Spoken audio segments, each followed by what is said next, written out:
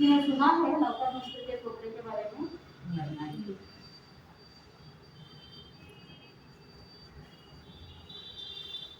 आप साइमल्टेनियसली लिख भी सकते हैं।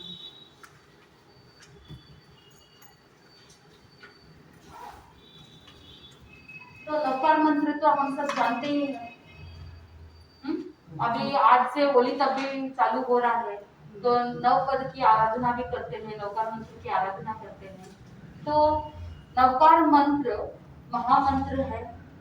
तो इस नवकार मंत्र के ऊपर ही पूर्वाचार्यों ने कुछ द्वार के हिसाब से थोपड़ा बनाया है।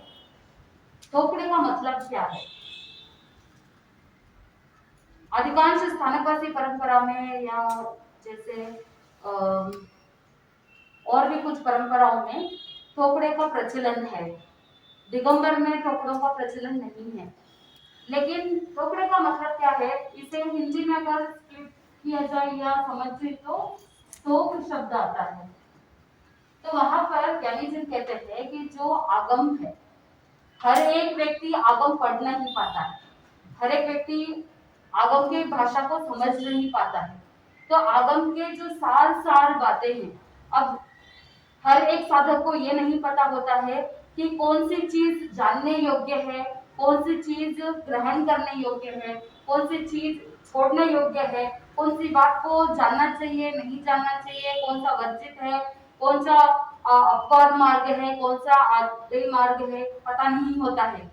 तो उस समय अर्थ का अनर्थ भी हो सकता है, धारणाएं उलट पुलट हो सकती है। इसीलिए पूर्वाचार्यों ने सोचा कि जो इम्पोर्टेंट बातें हैं, जो हर एक साधक को पता होनी चाहिए, जो इजीली समझ में आ जाए, इजीली हर एक व्यक्ति तक पहुंच जाए, इसीलिए उन्होंने क्या किया, आगम से ही सार बातों को उठा करके छोटे छोटे स्तोक बना दिए। उन्हीं को हम रूढ़ी भाषा में थोपड़ा बोलते हैं। तो नवकार मंत्र के ऊपर हम आज चिंतन करेंगे। इसके टोटल 11 द्वार है।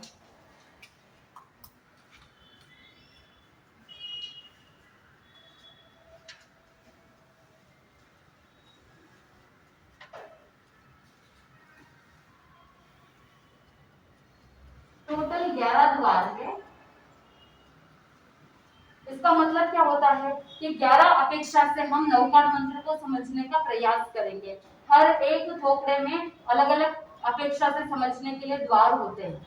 तो सबसे पहले हम जानेंगे कि 11 द्वार में से पहला द्वार क्या है। मैं 11 द्वार के नाम भी लिख दूंगी। सबसे पहला है नाम द्वार, एक एक करके चलेंगे। नाम द्वार, नाम द्वार में क्या है? इस थोपड़े का नाम क्या है? नवकार मंत्र।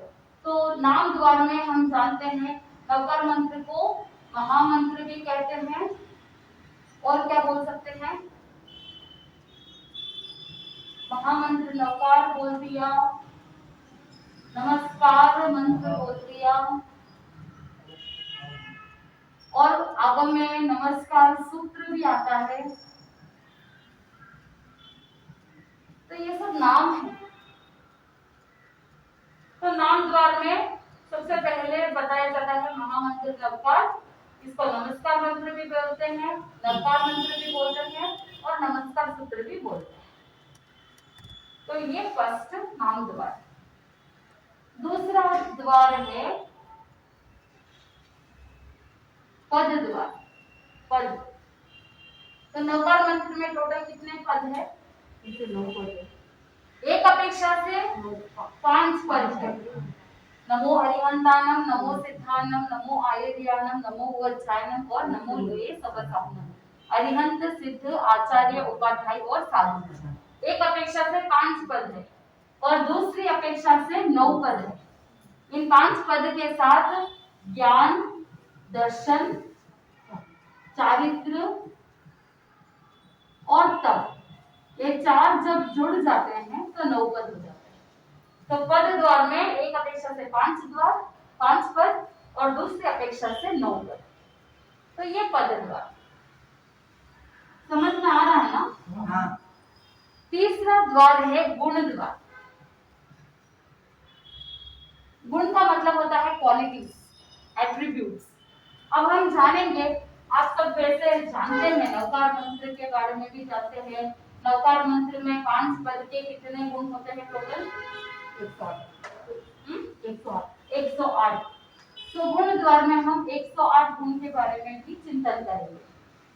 तो 108 गुण, इसी के प्रतीक में हर एक मतांतर में, दूसरे रिलीजन्स में भी 108 संख्या का महत्व है। जैन दर्शन में 108 संख्या का महत्व यह है कि पंच परमेष्टि के गुण 108 है। तो अरिहंत के गुण कितने? 12। सिद्ध के 8, आचार्य के 36, उपाध्याय के 25 और साधु के 27। जब प्रतिक्रमण करते हैं तो 5 पदों की भाव वंदना में हम गुणों के बारे में भी चिंतन करते हैं। एक्चुअल में 5 पदों की जो भाव वंदना है, उन 5 पदों की भाव वंदना में हम उनके गुणों को याद करके उनको वंदन करते हैं। लेकिन अमूमन आजकल क्या होता है कि भाव वंदना करने के लिए जो पोस्चर होता है, वज्रासन में बैठ करके नीचे झुक करके वंदन का जो पोस्चर होता है, तो उस पोस्चर पे बैठे रहते हैं। तो बहुत से लोग प्रतिक्रमण के दौरान भाव वंदना के टाइम में सो जाते हैं। एक्चुअल में ऐसा नहीं होना चाहिए, उनको गुणों के बारे में चिंतन करना चाहिए। जब हम कहते हैं 18 दोष रहित, 12 गुण सहित, अनंत ज्ञान, अनंत दर्शन, वहां से गुणों की बातें शुरू होती है। तो उन गुणों को याद करना है। सिद्धों के 8 गुण के बारे में बताया जाता है। अनंत ज्ञान, अनंत दर्शन, अनंत सुख, शाही संकेत, अटल अवगाहना, अमूर्ति, अगुरु लघु, अनंत आत्म सामर्थ्य, यक्षाई संकेत, ये सारे चीजें जो 8 गुण है, इनके बारे में चिंतन करना चाहिए और उनकी स्तुति भक्ति करते हुए वंदन करना चाहिए। बट बहुत कम लोग हैं जो इन सबको चिंतन करके समझ करके वंदन करते हैं। तो ये गुण द्वार के अंदर अरिहंत, सिद्ध, आचार्य, उपाध्याय और साधु के टोटल गुण होते हैं 108। अगले द्वार की ओर चलेंगे। चौथा द्वार है वेद द्वार। वेद किसे कहना? भोग अभिलाषा जो होती है, काम वासना होती है, काम भोग की जो इच्छा होती है, उसे वेद कहते हैं। अब वेद टोटल कितने प्रकार के हैं? 3। वेद टोटल 3 है। पुरुष वेद, स्त्री वेद और नपुंसक वेद। तो वेद जाति नहीं? नहीं, वेद जाति नहीं है। काम भोग की जो इच्छा होती है वो वेद कहलाता है। जैसे उदाहरण के लिए पुरुष वेद, स्त्री के साथ भोग करने की जो अभिलाषा होती है, इच्छा होती है, वो पुरुष वेद। स्त्री वेद किसे कहते हैं? पुरुष के साथ काम भोग सेवन करने की जो इच्छा होती है वो स्त्री वेद। और जो स्त्री और पुरुष दोनों के साथ काम भोग की इच्छा होती है उसको क्या कहते हैं? नपुंसक वेद। तो ये वेद है। तो यहाँ पर नवकार मंत्र के थोपड़े में दूसरी अपेक्षा से हम चिंतन करेंगे। यहाँ पर इस थोपड़े में वेद 2 प्रकार के हैं, सवेदी, अवेदी। सवेदी यानी वेद सहित और अवेदी मतलब वेद रहित।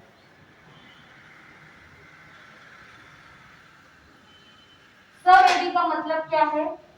कि जो वेद के सहित है। तो अब आप स्वयं चिंतन कीजिए कि इन 5 पदों में से कौन सवेदी है और कौन अवेदी है। कौन हो सकते हैं? पहला अवेदी, दूसरा भी अवेदी। हाँ, अरिहंत अवेदी, सिद्ध अवेदी है और बाकी तीनों में वेद तो है नहीं। उन्होंने दीक्षा ले, लेकिन वेद ले ली, इच्छा तो हो सकती है ना। अभी तक देखो, वेद मोहनीय कर्म की प्रकृति है। जब हम 8 कर्म की बात करते हैं तो मोहनीय कर्म जो है, जब कर्म प्रकृति के बारे में भी हम जब भी चर्चा करेंगे तो मोहनीय कर्म की टोटल 28 प्रकृतियां हैं, करेक्ट? तो मोहनीय कर्म जो है उसको 2 में डिवाइड किया, दर्शन मोहनीय और चारित्र मोहनीय। अब दर्शन मोहनिया के 3 है और इसके 25 है। ठीक है, सिंपल वे में समझने के लिए मोह कर्म है, कर्मों का राजा। इसकी टोटल कर्मों की उत्तर प्रकृतियां है, यानी जैसे एक डिवीजन है या सब डिवीजन है, जैसे एक कंट्री है और उसके स्टेट्स है, ठीक वैसे ही समझ लो ये मोहनीय कर्म जो है ये कंट्री है और इसके कितने स्टेट्स हो सकते हैं 28। समझने के लिए ये उत्तर प्रकृतियां, ये कर्म एक ही है लेकिन उसकी प्रकृतियां 8 है, उसमें से एक कौन सा है मोहनीय कर्म है। ये प्रकृति, ये उत्तर प्रकृति, उत्तर प्रकृति मतलब सब डिविजन। ठीक है, और इसके अंदर भी मोहनीय कर्म को इन्होंने क्या कर दिया, इस 28 को 2 में कैटेगराइज कर दिया, दर्शन मोहनीय और चारित्र मोहनीय। दर्शन मोहनीय में 3 है। दर्शन का मतलब क्या है, दर्शन का मतलब है देखना, जानना। दर्शन का मतलब ये भी होता है कि तीर्थंकर भगवंतों ने उनकी वाणी में जो फरमाया है, जो तत्व बताया है उस पर श्रद्धा करना, वो भी दर्शन है। तो ये 3 कौन कौन से होंगे, सम्यक्त्व मोहनीय, मिथ्यात्व मोहनीय और मिश्र मोहनीय। मिश्र मोहनीय मतलब हाँ हमारे यो भी चाले, यो भी चाले, देवी देवता भी चाले और तीर्थंकर भगवान की वाणी भी चाले। और मिथ्यात्व मोहनीय के अंदर क्या होता है, तो तीर्थंकर भगवंतों की जो वाणी है वो उसके विपरीत जाता है, रॉन्ग परसेप्शन, उल्टा परसेप्शन जिसका होता है वो मिथ्यात्व मोहनीय। और सम्यक्त्व के अंदर क्या होता है कि जो तीर्थंकर भगवंतों ने फरमाया है उसी पर श्रद्धा रखना सम्यक्त्व कहलाता है। लेकिन जब ये मोहनीय कर्म की जो 3 प्रकृतियां हैं, ये 3 प्रकृतियों के उदय के वजह से सम्यक्त्व प्राप्त नहीं हो पाता है। ये 3 दर्शन मोहनीय। चारित्र मोहनीय में क्या होता है, कषाय कितने प्रकार के हैं, 4। मेन कषाय कितने, 4, क्रोध, मान, माया और लोभ। लेकिन भगवान ने उसको और सब डिविजन किया। जैसे उदाहरण के लिए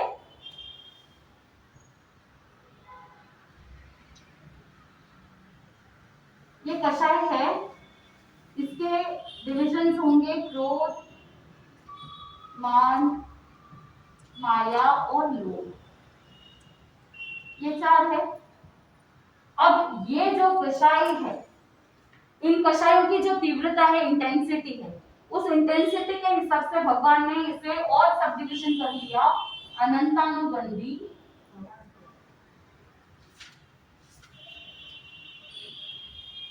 अप्रत्याख्यानी, प्रत्याख्यानी और संज्वलन।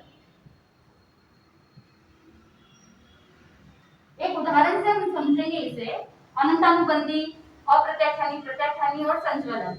अनंतानुबंधी क्रोध, मान, माया, लोभ, एक एक के 4, यानी अनंतानुबंधी के 4, अप्रत्याख्यानी के 4, प्रत्याख्यानी के 4 और संज्वलन के 4, तो कितने हो गए 16। तो ये जो चारित्र मोहनीय है इसमें और 2 डिविजन होंगे, कषाय चारित्र मोहनीय और नो कषाय चारित्र। तो कषाय चारित्र मोहनीय के कितने होंगे 16 और नो कषाय 25 में 16 माइनस करते हैं तो 9। ये 9 क्या क्या है हम जानेंगे, उससे पहले ये जो है 4। अब जैसे फॉर एग्जांपल किसी ने बहुत ज्यादा गुस्सा किया और साल भर हो गया, संवत्सरी आ गई, फिर भी उन्होंने क्षमा याचना नहीं की, गुस्से को भूला नहीं, वो क्रोध में ही आग बबूला हो रहा है, जीवन पर्यंत तक रख रहा है, तो वो कैसा क्रोध है, अनंतानुबंधी, यानी लंबे समय तक वो कषायों को रख रहा है और वो आत्मा को नरक के गर्त में ले जाता है। फिर कुछ लोग ऐसे होते हैं जिनको रियलाइज होता है अरे इतना गुस्सा करके क्या फायदा, हम क्या इनको साथ में लेके जाएंगे, तो वो क्या करते हैं संवत्सरी के दिन वो क्षमा याचना कर लेते हैं। तो जिनका अनंतानुबंधी से थोड़ा कम है इंटेंसिटी, वो अप्रत्याख्यानी। फिर कुछ लोग ऐसे होते हैं जो सोचते हैं संवत्सरी को क्षमा याचना करते हैं, लेकिन कुछ लोग ऐसे होते हैं थोड़े और सेंसिटिव होते हैं, वो क्या करते हैं कि चातुर्मासी चौमासी प्रतिक्रमण जब करते हैं तो 4 महीने में एक बार क्षमा याचना कर लेते हैं। उनका गुस्सा कब तक, 4 महीने तक हो सकता है, कुछ जीवों के पक्षी तक हो सकता है। प्रत्याख्यानी, इनसे अप्रत्याख्यानी से थोड़ी इंटेंसिटी कम और कुछ लोग होते हैं, आज सुबह गुस्सा आया और उन्होंने मन में चिंतन किया, अरे भाई गुस्सा करेंगे तो हमारा खुद का ही नुकसान है, बॉडी को भी नुकसान है, मन को भी नुकसान है, आत्मा के साथ कर्म बनते हैं, इसलिए शाम को प्रतिक्रमण किया और हाथों हाथ क्या कर दिया, आज ही अकाउंट क्लोज कर दिया। यानी उनका कषाय बहुत कम, नहीं के बराबर वो समझो। ठीक है, तो इस तरह से इंटेंसिटी एग्जैक्टली यही एग्जाम्पल रूढ़िगत नहीं ले सकते हैं, समझने के लिए बताया जाता है कि उसकी इंटेंसिटी कितनी हो सकती है। ये नहीं समझना कि अनंतानुबंधी का मतलब होता है जो 1 साल तक क्रोध रखता है या मान रखता है वो अनंतानुबंधी है, ऐसा नहीं है। जिसकी तीव्रता बहुत ज्यादा है वो अनंतानुबंधी, उससे थोड़ा कम जो होता है वो अप्रत्याख्यानी, उससे कम प्रत्याख्यानी, और नहीं के बराबर अभी आया अभी खत्म हो गया। कुछ लोगों के 2 मिनट का गुस्सा होता है, फिर वापस रियलाइज हो जाता है, फिर मिच्छा में दुक्कडम दे देते हैं या सॉरी बोल देते हैं, फिर नॉर्मल हो जाते हैं, फिर मन में ये चिंतन करते हैं कि नेक्स्ट टाइम मुझे वापस गुस्सा नहीं करना है। ऐसी बहुत कम इंटेंसिटी वाले क्या हो जाते हैं, संजोलन। तो ये कषाय चारित्र मोहिनी। फिर 9 कषाय चारित्र मोहिनी में 9 प्रकार के हैं, 9। इसमें क्या होता है, ये डायरेक्ट आत्मा को घात नहीं पहुंचाते हैं, लेकिन इनडायरेक्टली आत्मा को घात पहुंचाते हैं। 9 कषाय इसमें कौन कौन से आते हैं, हास्य, यानी जो हंसी मजाक करते हैं ना, हास्य, रति, रति का मतलब है संसार के कार्यों में रुचि रखना, अरति यानी धर्म में अरुचि रखना। हास्य, रति, अरति, भय, भय का मतलब है डरना, शोक, रोना धोना, जुगुप्सा यानी घृणा करना। कुछ लोग होते हैं थोड़ी सी गंदगी देखी घृणा करते हैं, भाई ये तो ऐसे मेरे से तो नहीं होता है, इस तरह से जो घृणा भाव होता है ना वो जुगुप्सा। हास्य, रति, अरति, भय, शोक, जुगुप्सा, फिर स्त्रीवेद, पुरुषवेद और नपुंसकवेद। ये 3 वेदों के बारे में मैंने आपको बताया। ये डायरेक्ट कषाय नहीं है, लेकिन ये किसको बढ़ावा देंगे, ये इनडायरेक्टली जीव को कषाय की ओर ले जाते हैं।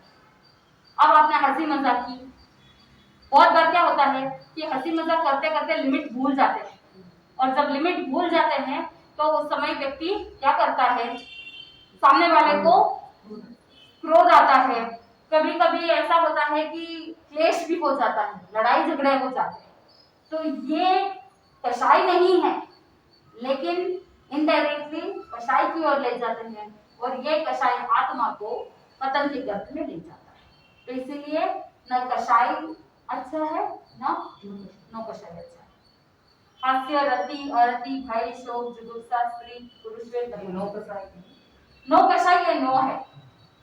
9 कषाय का मतलब है कषाय नहीं है, क्रोध मान माया लोभ नहीं है, लेकिन ये जो है 9 चीजें ऐसी है जो कषाय को बढ़ाता है। जैसे हंसी मजाक हास्य है, रति यानी संसार के कार्य में रुचि रखना। अब व्यक्ति जो संसार के कार्य में रुचि रखता है वो कहाँ जा सकता है, लोभ में जा सकता है, माया में जा सकता है। जहाँ लोभ होगा वहाँ माया होगा, और जहाँ माया है मान, तो ये सब इंटरकनेक्टेड है चारों कषाय। कुछ लोग सोचते हैं कि सिर्फ एक व्यक्ति में क्रोध हो सकता है, कुछ लोगों को सिर्फ लोभ ही हो सकता है, ऐसा नहीं है। एक है तो चारों रहेंगे, भले ही 19-20 हो सकता है, लेकिन एक रहेगा तो दूसरे का कहीं ना कहीं सम्मिश्रण होता है। उदाहरण के लिए जिसको क्रोध होता है वो क्रोध का डायरेक्ट संबंध मान से होता है। जो क्रोधी व्यक्ति होता है ना, उसको क्रोध कब आता है, जब उसके ईगो को हर्ट होता है, उसके मान पे ठेस पहुंचती है। तो जहां मान होगा वहां पर क्रोध होगा, और जहां लोभ होगा वहां पर माया होगा। जहां चीजों को इकट्ठा करने की या लालसा रहती है, इच्छा होती है, लोभ की भावना रहती है, वो क्या करेगा, मायाचार का सेवन करेगा, चीजों को इकट्ठा करने के लिए कुछ ना कुछ कपट करेगा। सही है ना। अब बिजनेस के अंदर ही देख लो, अगर कोई किसी को बहुत ज्यादा लालच है तो वो ज्यादा पैसे कमाने के लिए वो कपट करेगा, छुपाने की कोशिश करेगा, बोलेगा कुछ और करेगा कुछ और, बिजनेस को बढ़ाने के लिए कपट का सेवन करेगा। तो ये चारों इंटरकनेक्टेड है। इसीलिए भगवान ने कहा सिर्फ एक कषाय नहीं, चारों कषायों को आप क्या करो, तीव्र से मंद करने की कोशिश करो। तो ये दर्शन चारित्र, दर्शन मोहनिया, चारित्र मोहनिया, दर्शन मोहने की 3 प्रकृतियां, चारित्र मोहने के 25, और इनको डिवाइड किया है कषाय चारित्र मोहनिया और 9 कषाय चारित्र मोहनिया। इस तरह से मोहनीय कर्म की टोटल 28 प्रकृति। तो इन 28 प्रकृतियों में, मोहनीय कर्म में ये 3 वेद भी आ जाते हैं।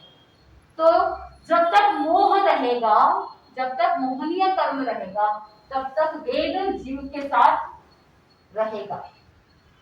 तो यहाँ पर हमको ये समझना है कि अरिहंत कौन है, जिन्होंने 4 घाती कर्मों को नाश कर दिया। 4 घाती कर्म कौन कौन से? कर्म 2 प्रकार के, घाती कर्म और अघाती कर्म। अब घाती कर्म 4 है। 4 में से सबसे पहला ज्ञानावर्णीय, दूसरा दर्शनावर्णीय, मोहनीय और अंतरायी।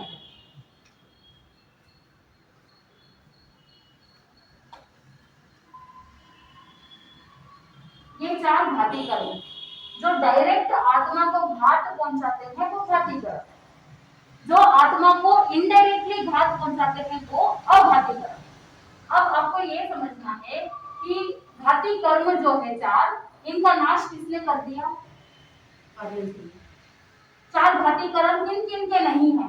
अरिहंत के नहीं है, सिद्ध के नहीं है। अरिहंत के 4 कर्म नहीं है, सिद्ध के 8 कर्म नहीं है। तो जब मोहनीय कर्म नहीं है तो वो क्या हो जाएंगे? दोनों अवैधी। समझ में आ रहा है? I am going to the basics. ये समझने के लिए कि ये वेद जो है मोहनीय कर्म की प्रकृति है, और जब मोहनीय कर्म ही नहीं रहेगा तो उनके अंदर वेद नहीं रहेगा। आचार्य, उपाध्याय और साधु, इनके मोहनीय कर्म है या नहीं है? है। मोहनीय कर्म है का मतलब वेद है। तो अरिहंत और सिद्ध अवेदी, आचार्य, उपाध्याय और साधु सवेदी। समझ में आ गया?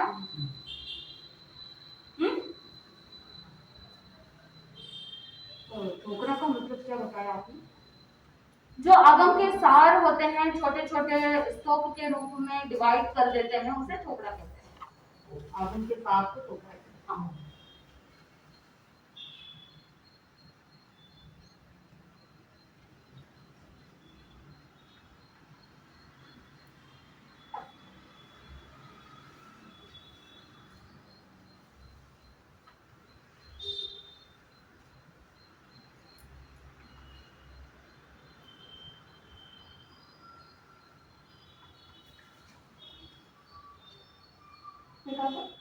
आचार्य, उपाध्याय, साधु, अवेदी।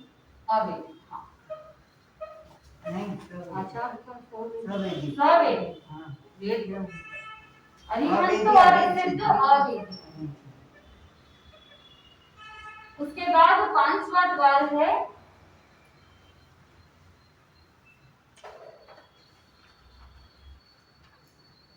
लिंग द्वार। बहुत बार दो बताए घाती कर्म, अघाती कर्म। लिंग द्वार, बहुत लोग वेद और लिंग में कंफ्यूज हो जाते हैं।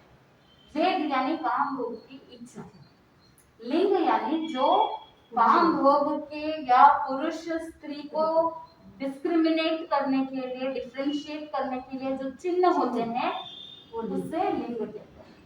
तो लिंग कितने प्रकार के? 3। सेम पुरुष लिंग, स्त्रीलिंग और नपुंसक। तो बहुत बार लोग है ना लिंग और वेद में कंफ्यूज हो जाते हैं, फिर क्वेश्चंस के आंसर्स गलत हो जाते हैं। लिंग यानी चिन्ह, सिंबल्स, एंड वेद यानी इच्छा।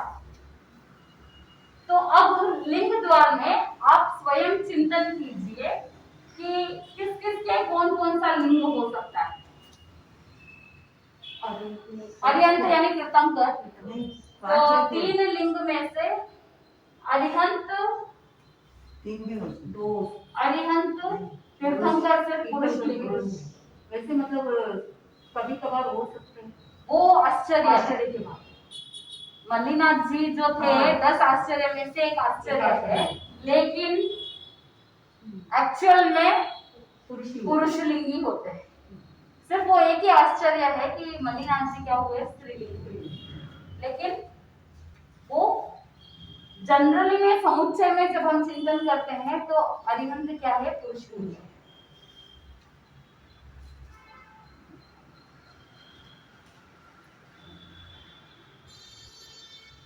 सिद्ध कोई भी नहीं, तीनों भी नहीं। सिद्ध नहीं है ना, सिद्ध तो आत्मा है, लिंग नहीं है।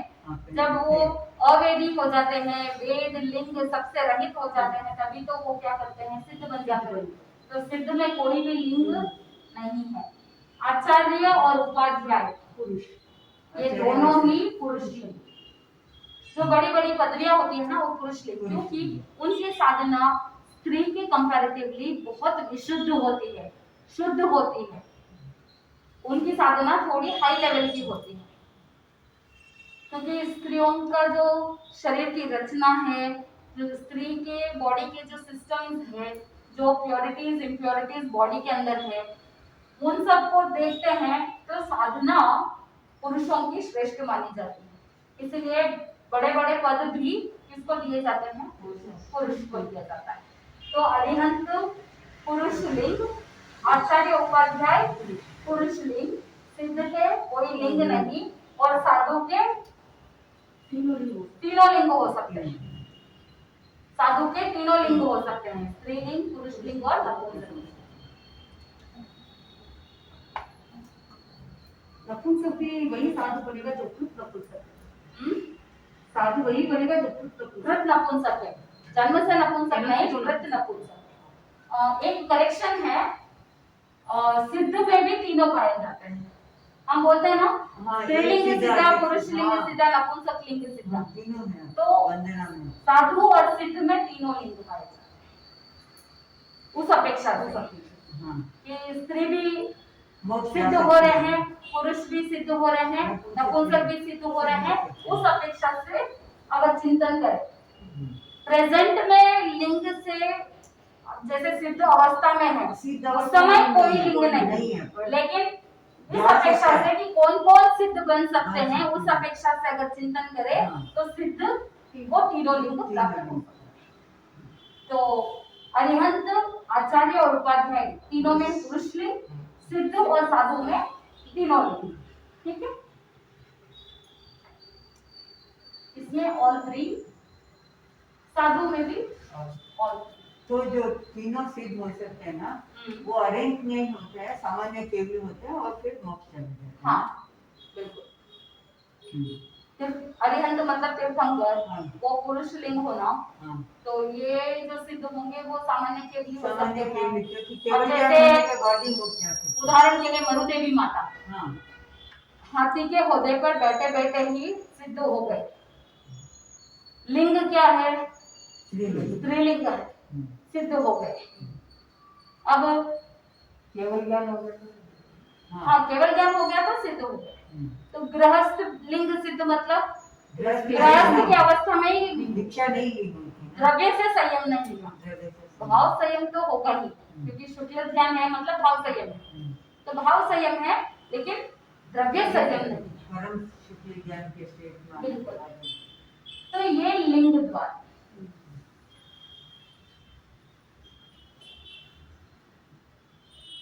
अगला द्वार है चारित्र द्वार।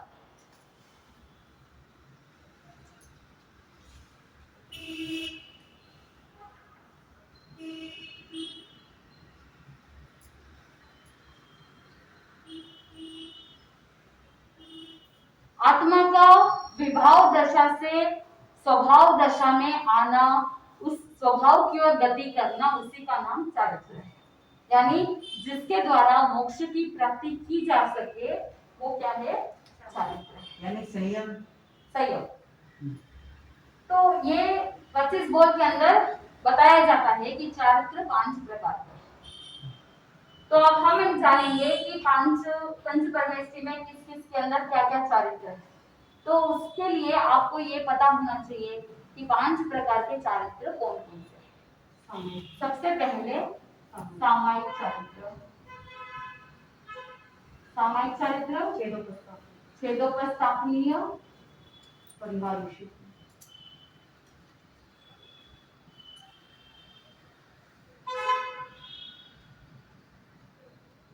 परिहार विशुद्धि,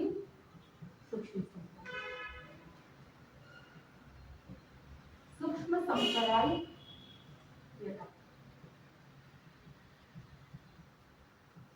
और यथार्थात चरित्र।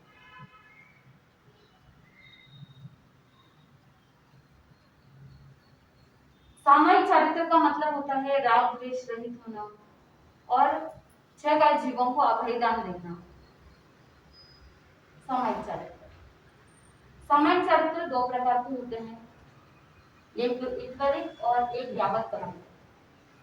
इसका मतलब क्या होता है कि सामायिक चारित्र जनरली क्या होता है, शॉर्ट पीरियड के लिए भी हो सकता है, जैसे 7 दिन के लिए, 4 महीने के लिए, 6 महीने के लिए सामायिक चारित्र। पहले और 24वें तीर्थंकर, इन 2 के टाइम पीरियड में ये ईश्वरिक सामायिक चारित्र होता है, 7 days, 4 months, 6 months। फिर यावत कथित मतलब जो बीच के जो 22 तीर्थंकर हैं उनको जीवन पर्यंत वो क्या कर सकते हैं, सामायिक चारित्र के अंदर। दूसरा चारित्र है छेदोपस्थापनीय। छेदोपस्थापनीय में क्या होता है, इसमें भी 2 प्रकार के हैं। अब जैसे फॉर एग्जांपल पहले सामायिक चारित्र दे दिया यानी छोटी दीक्षा, जब कोई संयम ग्रहण करता है तो उसको छोटी दीक्षा देते हैं, उसको सामायिक चारित्र कहा कि उन्होंने कषायों का त्याग करने के लिए कदम आगे बढ़ाया, राग द्वेष से मुक्त होने के लिए प्रयास कर रहे हैं और साथ में मोहनीय कर्मों का त्याग करने के लिए मोहनीय कर्म को हल्का कर रहे हैं, सामायिक चारित्र। उसके बाद सामायिक चारित्र के पश्चात अब जैसे उदाहरण के लिए जगन्य 7 दिन, मध्यम 4 महीने, मैक्सिमम 6 महीने, इतने टाइम पीरियड के बाद क्या करते हैं, उनको 5 महाव्रत आरोपित कर देते हैं, उनको 5 महाव्रत ग्रहण करवाते हैं। उसका नाम क्या है, छेदोपस्थापनीय चारित्र यानी बड़ी दीक्षा।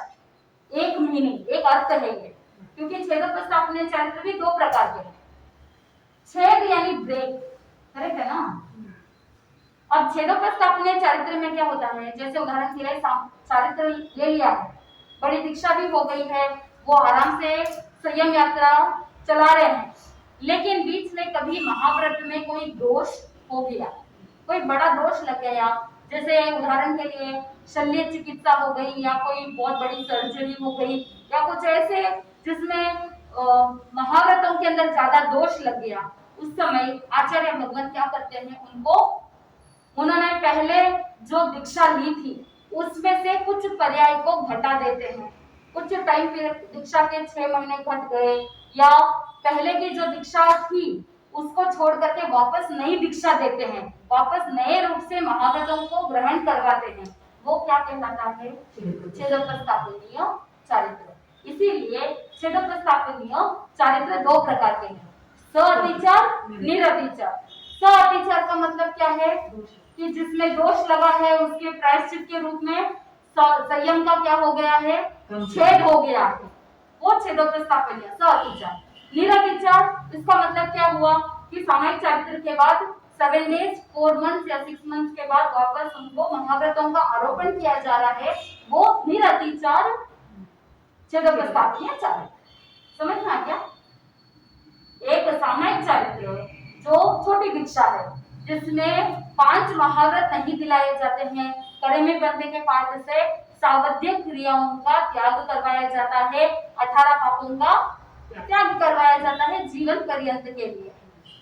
और इसमें ड्यूरेशन कितना हो सकता है, 7 दिन, 4 महीने, 6 महीने, कब, पहले और अंतिम तीर्थंकर के टाइम पीरियड। बीच के 22 तीर्थंकर के टाइम पीरियड में पूरे लाइफ टाइम के लिए भी सामायिक चारित्र हो सकता है, क्योंकि वो तो ऋजु थे, सरल थे, है ना। बीच के 22 तीर्थंकर के जो जीव होते हैं वो ऋजु है, सरल है, उनको छेदोपस्थापने की आवश्यकता नहीं। ये छेदोपस्थापनीय चारित्र कब किन किन तीर्थंकरों के टाइम पीरियड में है? सिर्फ पहले और 24वें तीर्थंकर, क्योंकि पहले तीर्थंकर के शासन में जो साधक होते हैं वो क्या होते हैं? जड़ और ऋजु होते हैं। जड़ होते हैं, जितना बोल दिया उतना सरलता से कर लेंगे, जड़ है लेकिन ऋजु है, सरल है। लेकिन भगवान महावीर स्वामी के टाइम पीरियड के साधक कैसे हैं? जड़ और वक्र है, जड़ बुद्धि है लेकिन वक्र भी है, तर्क कुतर्क करते हैं, इसीलिए छेदोपस्थापनीय है। आप चिंतन कीजिए, स्कूल में वगैरह पनिशमेंट कब दिया जाता है? जब बच्चा मानता नहीं है। कुछ ऐसे बच्चे सरल होते हैं जिनको एक बार टोक दिया, एक बार डांट दिया, वो वापस सुधर जाता है। लेकिन कुछ बच्चे ऐसे होते हैं जिनको बोलने के बाद, डांटने के बाद भी कुछ सुधरने का नाम नहीं लेते, उनको फिर क्या करना पड़ता है? पनिशमेंट देना पड़ता है। ठीक वैसे ही जो जड़ होंगे, वक्र होंगे, उनके लिए जहां महाव्रतों के अंदर दोष लग गया, मूल गुणों में दोष लग गया, तो उनको छेद दिया जाता है, वो छेदोपस्थापनीय चारित्र। तीसरा है परिहार विशुद्धि चारित्र। परिहार विशुद्धि का मतलब है परिहार करना, कर्मों को विशेष रूप से परिहार करना, अलग हटाना, आत्मा को विशुद्ध करने की जो विशेष प्रक्रिया है वो परिहार विशुद्धि चारित्र है, जिसमें ये एक साधना होती है 18 मंथ की। तो जब 25 बोल का डिटेल करेंगे उस समय परिहार विशुद्धि को भी डिटेल में कर सकते हैं। इसमें 18 मंथ की साधना होती है। 9 मुनिराज एक साथ इसकी साधना करते हैं परिहार विशुद्धि। अभी नहीं है 5वें वाले में। अच्छा, कौन से बोल में आता है? 25 बोल में 5 चारित्र का वर्णन आता है ना, उसमें आता है। तो परिहार विशुद्धि, अब जैसे बता ही देती हूँ आपको, परिहार विशुद्धि चारित्र में क्या होता है कि 9 मुनि होते हैं। कितने? 9।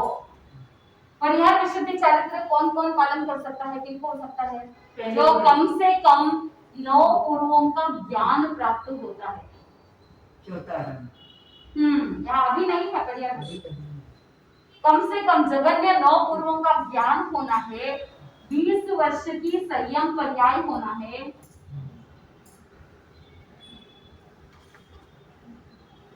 29 ईयर्स की से ज्यादा आयु होना है, एज 29 से कम नहीं होना है। तो ये सारे कंडीशंस हैं।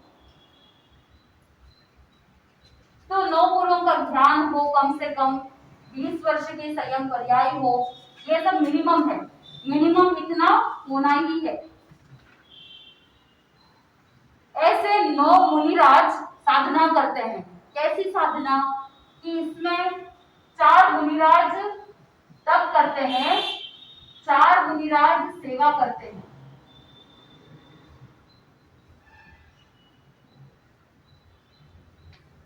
और एक वाचनाचार्य होते हैं जो वाचना करते हैं।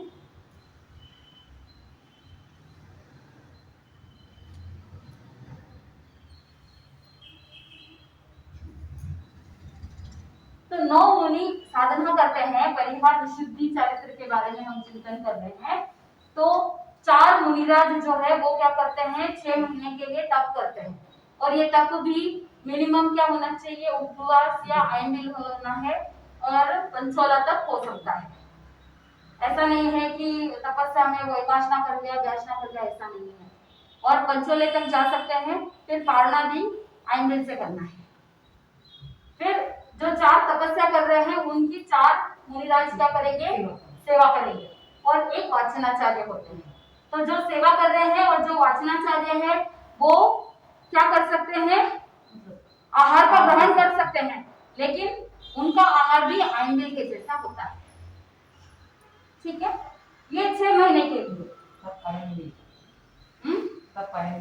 तब जो कर रहे हैं मुनिराज वो उपवास या आयमिल, और उपवास जो कर रहे हैं वो उपवास से पंचोला तक करते हैं, और पालना जब करते हैं तो आयमिल से पालना करते हैं। ऐसे 6 महीने तक तपस्या करते हैं। तो ये फर्स्ट 6 मंथ्स। फिर सेकेंड, दूसरे जो 6 महीने हैं उसमें क्या होता है? सेकेंड स्टेज में जो 4 तप कर रहे हैं वो क्या करेंगे, सेवा करेंगे। और जो 4 सेवा कर रहे थे वो क्या करेंगे, तप करेंगे। और वाचनाचार्य सेम रहेंगे।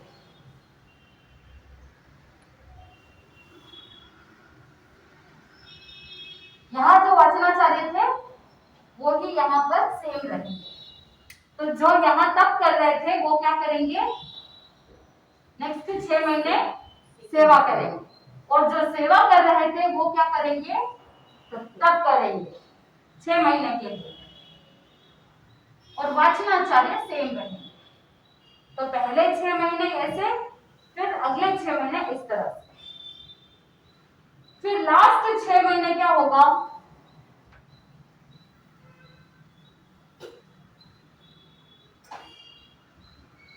लास्ट 6 महीने में जो वाचनाचार्य है,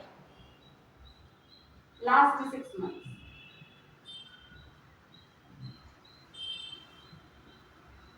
जो वाचनाचार्य है वो करेंगे तपस्या। और जो बाकी के 8 है, 8 में से 7 सेवा करेंगे। और इन 8 में से 7 जो सेवा कर रहे हैं, एक बचेंगे, राइट। तो वो एक क्या बनेंगे, वाचनाचार्य।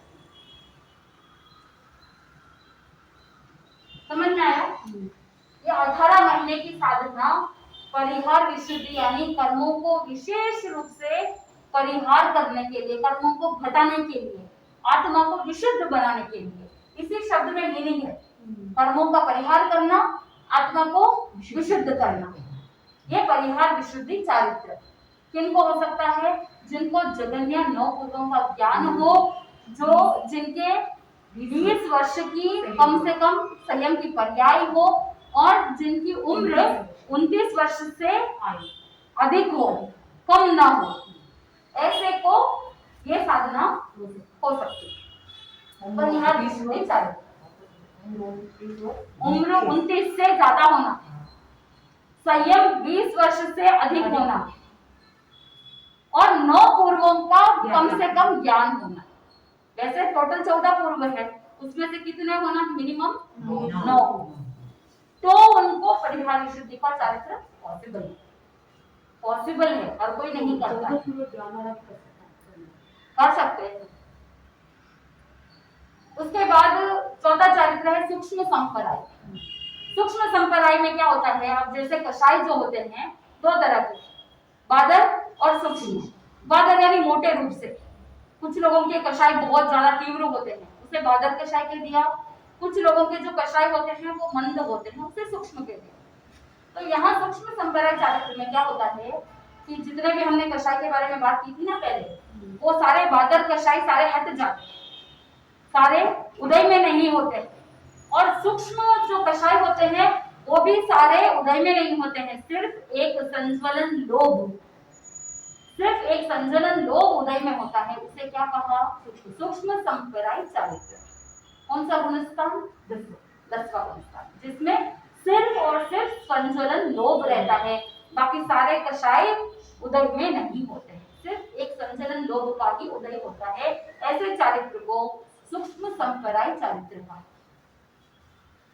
लास्ट है यथाख्यात चारित्र। यथाख्यात चारित्र मतलब जैसा तीर्थंकर भगवंतों ने फरमाया है वैसा चारित्र जिनको होता है वो यथाख्यात चारित्र। इसका मतलब कंप्लीट राग द्वेष से रहित, मोह और कषायों से मुक्त, ऐसा चारित्र क्या कहलाता है, यथाख्यात चारित्र। अब आपको 500 चारित्र के बारे में पता चल गया। अब हम पंच परमेश्वर में 5 पदों में घटित करेंगे कि अरिहंत में कौन सा चारित्र होगा, अरिहंत में यथाख्यात चारित्र।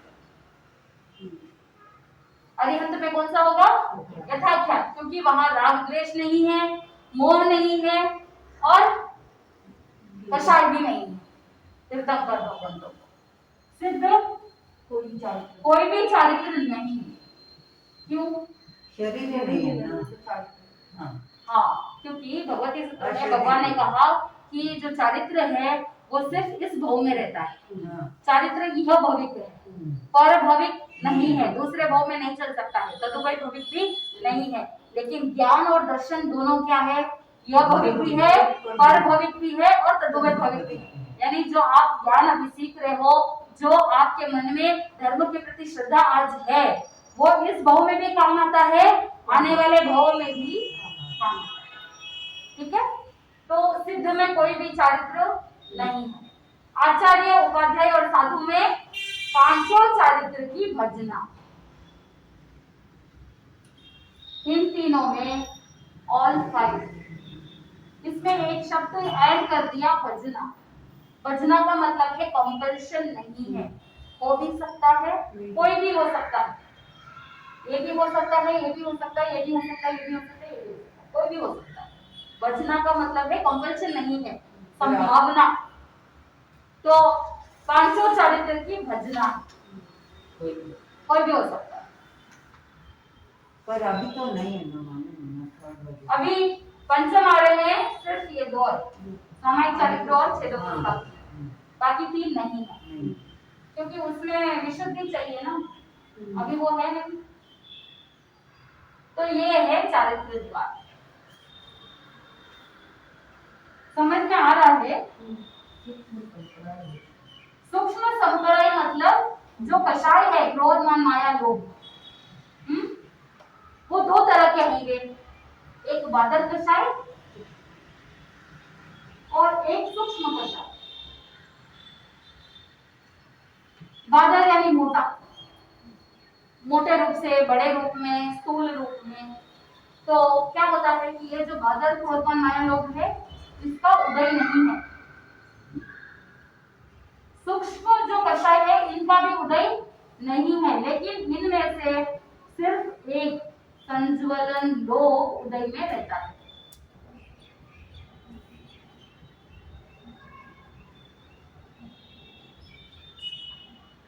बाकी सारे कषाय उदय में नहीं रहते हैं, उपशमित रहते हैं। कुछ क्षय हो सकते हैं, कुछ उपशमित हो सकते हैं। 10वां गुणस्थान, क्योंकि 10वें गुणस्थान में क्षय भी हो सकता है, उपशम भी हो सकता है, यानी उसे ढक भी सकते हैं, उसे दबा भी सकते हैं और उसे क्षय भी कर सकते हैं, नाश भी कर सकते हैं 10वें गुणस्थान। तो सिर्फ संजनन लोभ का उदय रहता है, वो सूक्ष्म संप्रदाय चारित्र। सूक्ष्म संप्रदाय गुणस्थान में भी सिर्फ संजनन लोभ ही उदय में रहता है। ठीक है, आगे चले या रुकूं?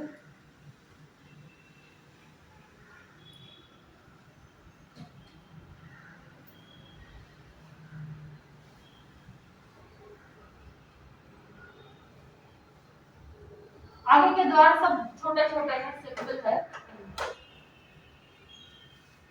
7वां द्वार है अवगाहना द्वार।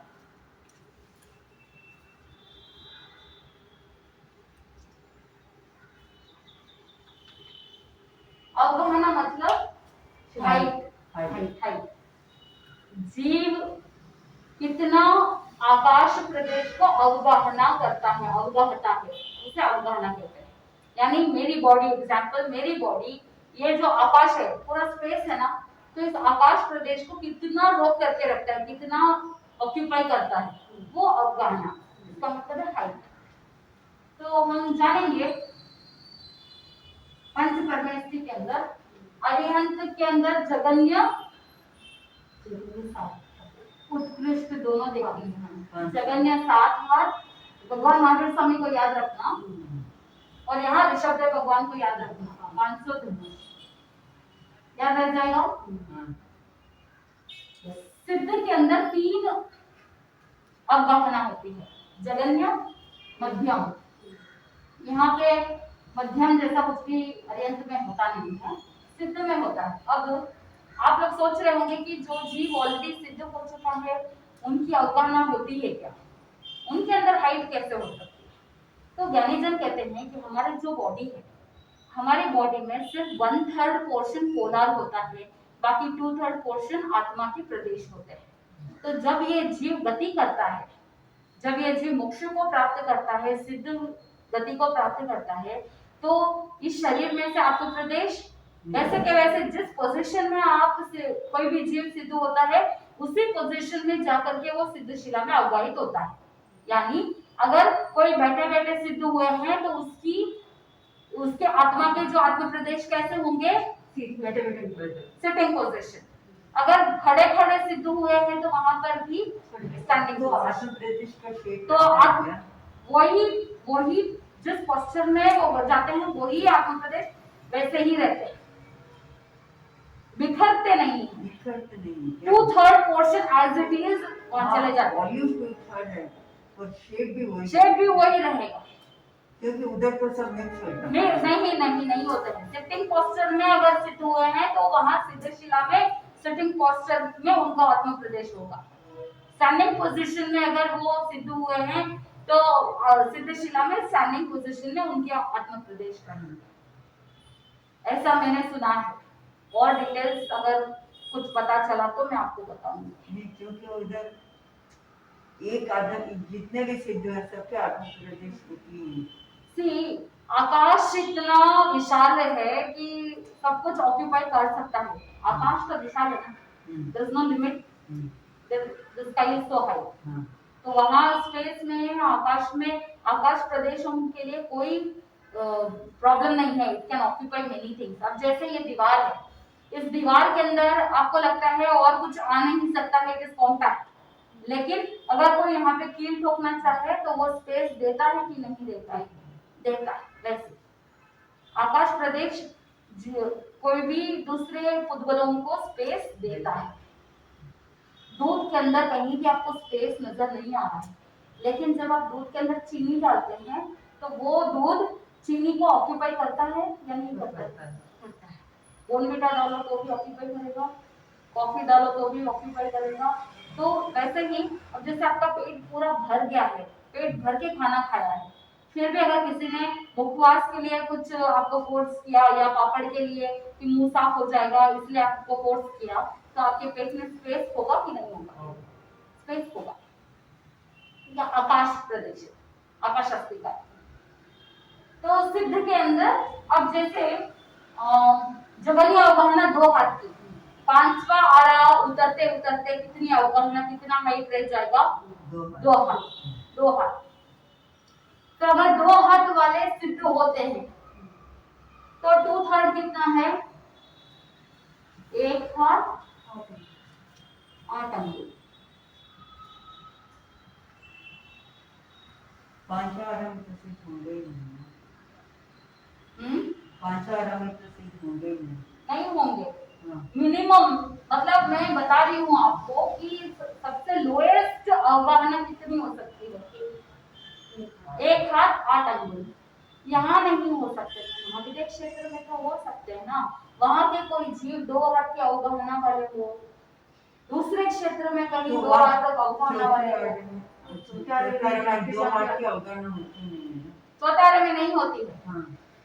महाविद्या क्षेत्र में चौथा आरा नहीं होता है, उसके जैसा टाइम पीरियड होता है। आरे का जो टाइम साइकिल है ना वो भरत और ऐरावत क्षेत्र में है। महाविद्या क्षेत्र में हमको समझने के लिए कि ऑल टाइम चौथे आरे के जैसा क्लाइमेट, जैसा वेदर, जैसा माहौल वैसा रहता है कि ऑल टाइम तीर्थंकर अवेलेबल रहते हैं, समावसरण होते हैं, विहरमान तीर्थंकर भी होते हैं, दूसरे तीर्थंकर भी होते हैं, केवली होते हैं। उस अपेक्षा से ऐसा नहीं कि वहां पे चौथा आरा ही रहता है। अगर चौथा है तो फर्स्ट 1 2 3 4 5 1 2 3 5 6 कहाँ गए? वैसा नहीं है। उस तरह का माहौल वहां रहता है।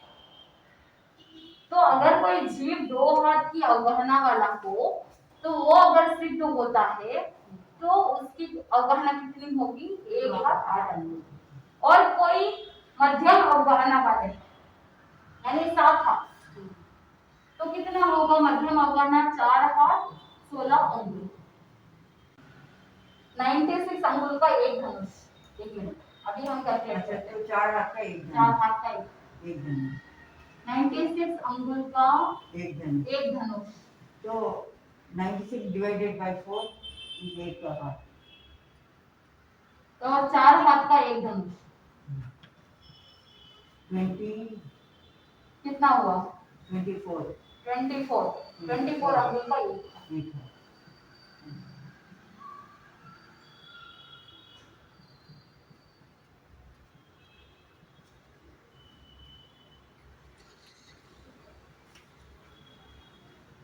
तो अरिहंत की जगन्य अवगाहना 7 हाथ, उत्कृष्ट 500 धनुष, सिद्ध की जगन्य अवगाहना 1 हाथ 8 अंगुल, मध्यम 4 हाथ 16 अंगुल, उत्कृष्ट 333 धनुष और 32 अंगुल। आचार्य की अवगाहना कितनी हो सकती है? आचार्य, उपाध्याय और साधु तीनों का साथ में लेंगे। जगन्य 2 हाथ, उत्कृष्ट 500 धनुष।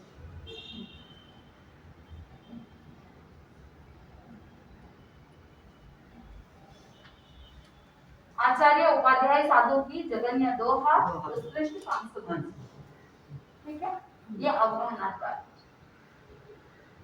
और 4 द्वार है, कल करते हैं। एक बार रिवाइज कर लेते हैं। नवकार मंत्र के ठोकरे में टोटल 11 द्वार है। पहला द्वार है नाम द्वार। इसमें नाम क्या है? महामंत्र नवकार, नमस्कार मंत्र, नवकार मंत्र, नमस्कार सूत्र, कोई भी हो सकता है, लेकिन प्रायोरिटी में महामंत्र नवकार कहा जाता है। दूसरा है पद द्वार, एक अपेक्षा से 5 पद, दूसरी अपेक्षा से 9 पद। तीसरा द्वार है गुण द्वार, टोटल 108 गुण, अरिहंत के 12, सिद्ध के 8, आचार्य के 36, उपाध्याय के 25, साधु के 17।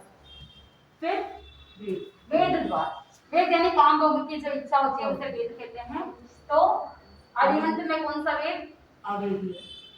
अरिहंत और सिद्ध ये दोनों। यहाँ पर नवकार मंत्र के टोकरे में वेद 2 प्रकार के, सवेदी और अवेदी। तो अरिहंत और सिद्ध अवेदिक है, आचार्य, उपाध्याय और साधु सवेदी। लिंग द्वार, लिंग द्वार में लिंग 3 प्रकार के हैं, पुरुष लिंग, स्त्रीलिंग और नपुंसक लिंग। अरिहंत, आचार्य, उपाध्याय, ये 3 क्या है? पुरुष लिंग। सिद्ध और साधु तीनों। ठीक है। फिर चारित्र द्वार, चारित्र 5 प्रकार के, सामायिक, छेदोपस्थापनीय, परिहार विशुद्धि, सूक्ष्म संप्रदाय, यथार्थ, 5 प्रकार के चारित्र। अरिहंत में कौन सा चारित्र? यथार्थ। सिद्ध में चारित्र नहीं है। आचार्य, उपाध्याय और साधु में पांचों चारित्र की भजना, यानी कोई भी हो सकता है 5 में। फिर अवगाहना द्वार, अवगाहना यानी हाइट। तो अरिहंत में जगन्य 7 हाथ, उत्कृष्ट 500 धनुष, सिद्ध में जगन्य 1 हाथ 8 अंगुल, मध्यम 4 हाथ 16 अंगुल, उत्कृष्ट 333 धनुष 32 अंगुल। फिर आचार्य, उपाध्याय और साधु तीनों में जगन्य 2 हाथ, उत्कृष्ट 500